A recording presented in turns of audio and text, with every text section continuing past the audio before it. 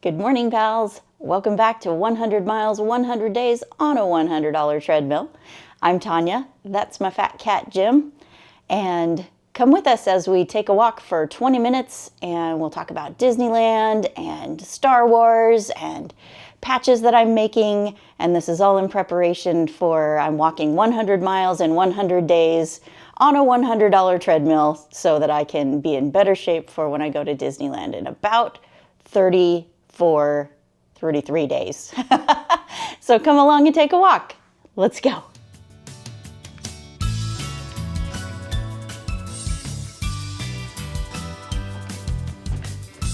All right, pals, you ready to get this started? Here's the countdown. Come on, everybody, here we go. And let's ramp it up.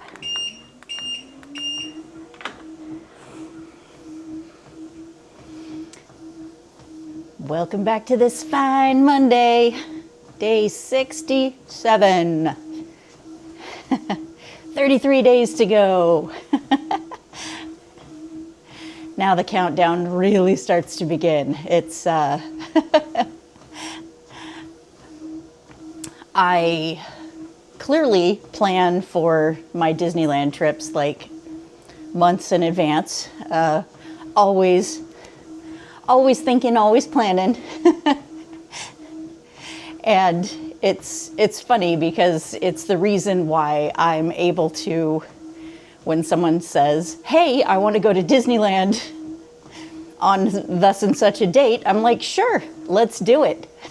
Because it's not a scary thing to me anymore to just be like, I can make that happen overnight. So yeah, I'm ready for it. Can't get here fast enough now. Now I just feel like getting on the treadmill and running because I just want to finish these last 33 miles and be there. I started bringing out some of my skirts with all my patches on it in the background here. I'll show you some of those up close, but because I'm going to be using a skirt I've already made, just take patches off of skirts I've already used or a skirt I've already used and put patches back onto it and go from there. So I've been working this weekend. I worked a lot on the 100, 100, 100 skirt. Almost have all of the lettering done, and I'll show you today some of the work I'm starting to do on, because of course I have to have, Peter Pan on there with the, come on everybody, here we go. He's got to be leading the way on my skirt for sure. So I'll start working on him today and show you a bit of that. So thanks for coming along over the weekend on our little jaunt out to the riverfront park. Even though it was raining, it's just par for the course sometimes. It's like beautiful during the week. And when Chris and I have the time to be able to go walking together, that's not true, because it's been beautiful for the past couple of weekends, and we've just gotten lucky. And so this weekend we decided, even though the weather wasn't cooperating, that we would figure out something to do anyway. And that led us to, well, we could just go down to the local park that's not very far from here, and we could spend quite a lot of time indoors while it's raining and show everybody the carousel. And that carousel is such a neat thing. I mean, carousels are they just hold such a nostalgic, lovely place for me. I mean, I think all girls grow up loving horses, and But I have memories of riding carousels as long as I can remember. There's a carousel at the boardwalk in Santa Cruz, which is where I was born, that is one of the oldest continuously running carousels in the States. And so that's always a cool place to go. It's got actually still has like a live calliope and stuff, and so that's or live. I mean, it's a working calliope, and they also have the rings that you pull off and throw into the clown's mouth, and so that's really cool. This particular one here in Salem was originally a community project. The horses are all built and carved by hand from local artisans. It's pretty amazing. They're really well done. It's not just like, I mean, you saw them. You know, it's not just like, oh, Uncle Fred made a merry-go-round and put it in his backyard and it's got some weird blocky creatures on it. These are like beautifully hand-wrought carousel animals. They're strong and just very beautifully made. Not an amateur look to any one of them. And there was a little birthday party going on while we were there, so we kind of there was a lot of noise going on in the background, but as will happen at an indoor facility where there's a children's ride, noise will happen. So it was just such a joy to be there. And it's, like I said, I mentioned a little bit in the video that it's one of the first places that Chris took me on a date. And so our dates have always been fun like that. It's, we don't tend to do the traditional like, hey, can I take you out to dinner and a movie? And it's like, let's drive around town and see what strikes our fancy. And one of the first times that we went out on a real date, he did take me to dinner, but then we were driving around town and I saw a carousel horse in a window and I was like, oh, a carousel horse, how cool. And he said, oh yeah, Salem has its own carousel. And I was like, oh, what? And it was still open that night. And he took me there and we just had a great time catching rings and getting free rides here and there and just laughing it up. And you do things like that with someone and kind of go, yep, that's my person.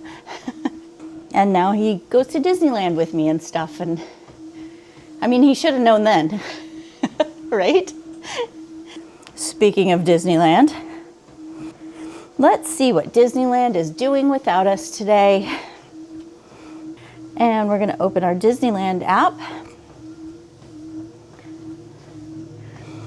because one of the things I wanted to talk about today is actually something that's going on over in DCA. So let's look at, we'll push that plus button in the center at the bottom. I'm going to click the bottom book lightning lane. We're going to click over to Tipboard. And we're going to start by changing our park to Disney California. Okay, so what we're going to do is we're just going to look down to see what's going on at DCA. There's that what's become standard for us with Guardians of the Galaxy. A little bit shorter line today at 45 minutes, but that lightning lane is sold out at 12:30 in the afternoon. We've got Incredicoaster back up, looking pretty good. Long wait, but pretty good return time on that.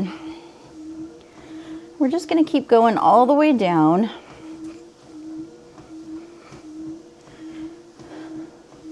to Soarin' Over California. So you'll see that where usually Soarin' is Soarin' Around the World is now Soarin' Over California. So I'm going to click on that. So we're pulling up Soarin' Over California. And if we scroll down to the bottom, it tells us, glide above the Golden State's natural and man-made wonders, February 6th through July 1st of 2026. So what's happening is they've brought Soarin' Over California back for DCA's 25th anniversary.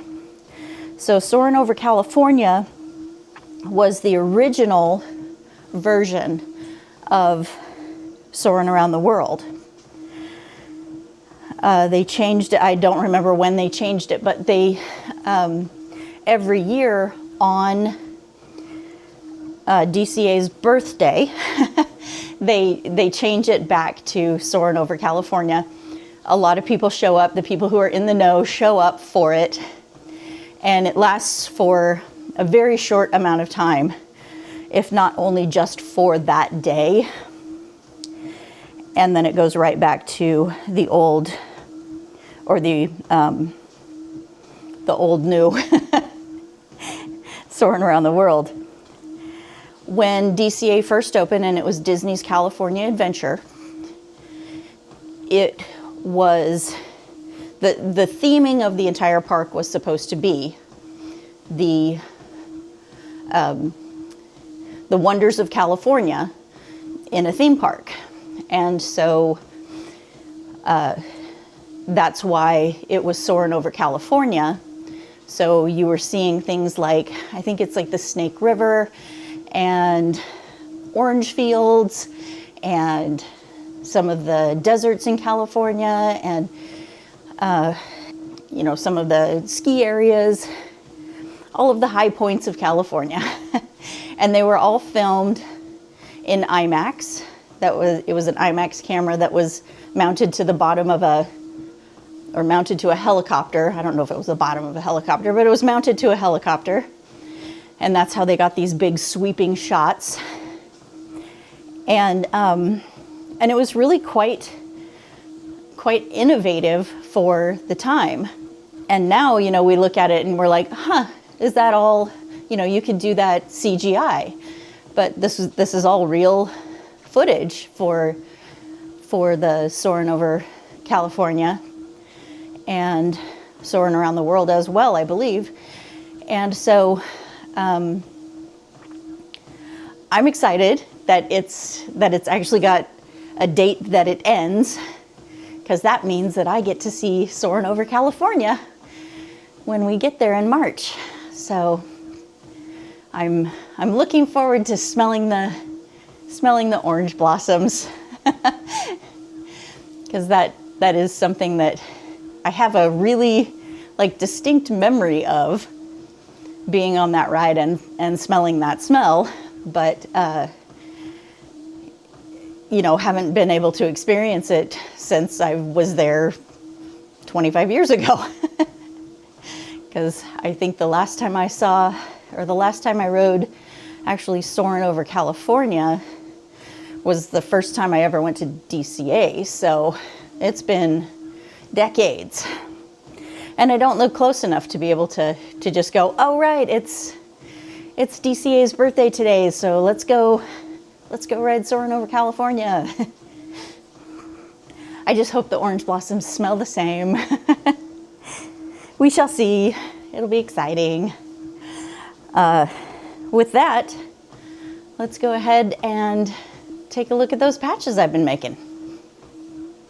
So we're gonna go ahead and get started on our little Peter Pan. So the first thing I did is I went ahead and got out all the colors of the felt that I'm gonna need. So I've got the darker green for his pants, the lighter green for his shirt and hat, a little bit of a golden color for his shoes,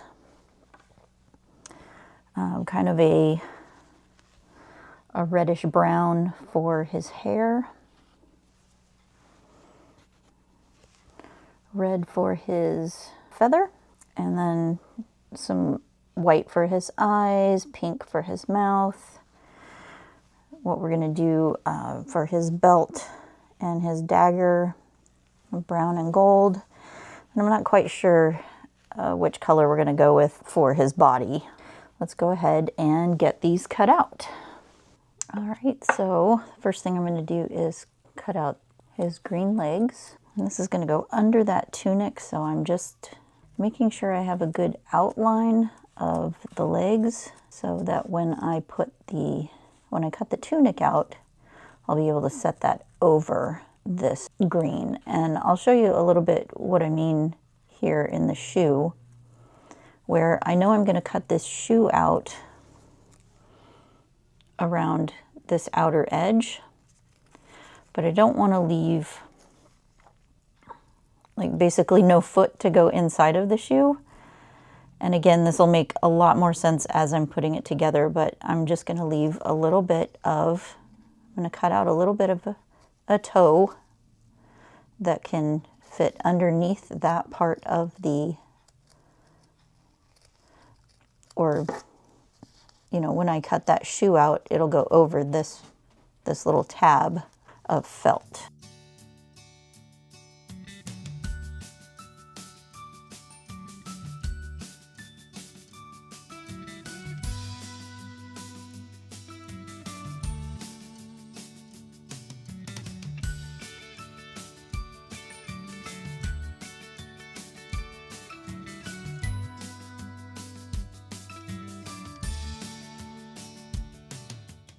So now from the other side, you can see that we've got Peter Pan's legs.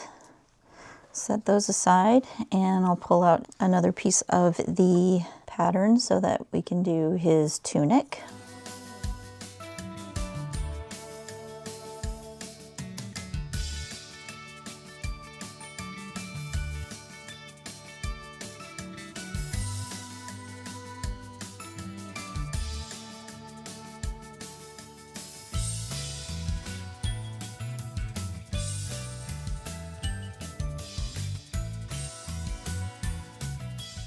So now you can see I've got his tunic cut out. Already, if we just take the legs we've cut out, his little tunic, and we can already see how that's starting to come together and look like Peter Pan. Like I said, it doesn't take much, it just takes the basic shapes. Come on everybody, here we go! And now I'm going to cut out, let's see, what are we going to do? I'll cut out his hair and his, the feather in his cap.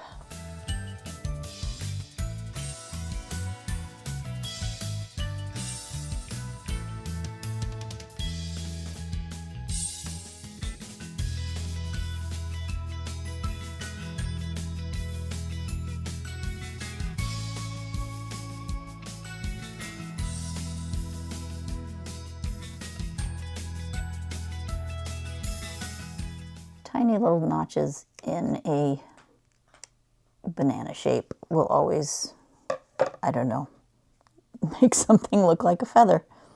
Like that. Little feather. Feather to go right in his cap. I don't know. I think that's starting to look like Peter Pan to me.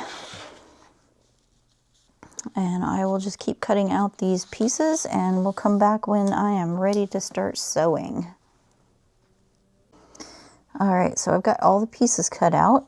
This is the cool part where I get to see if everything that I put together is, or everything that I cut out is going to look like something when it's all put together.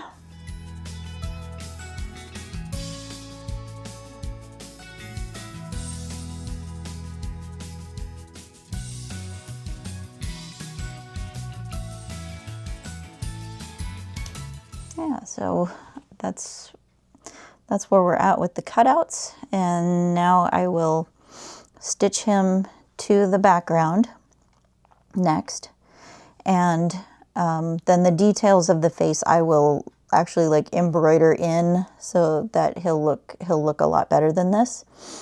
But you can see just from basic shapes and colors that you can tell who the character is supposed to be without me recreating it on a you know, a super detailed level. So there you go. Yeah, we'll get back to him again tomorrow. And there it is, 1 mile. Congratulations, pals. Good job. All right, pals, good job today. Thanks again for joining me for another 100 miles, 100 days on a $100 treadmill. I have no idea why my ears are so silly right now. I swear they looked right in the mirror. There you go. Anyway, I'm Tanya, and here's some of my patches. And yeah, join me back here again tomorrow. We'll see you then. Bye, pals. Pull my pants up. Let me put some lip gloss on because my lips are sticky. Hi, Jim.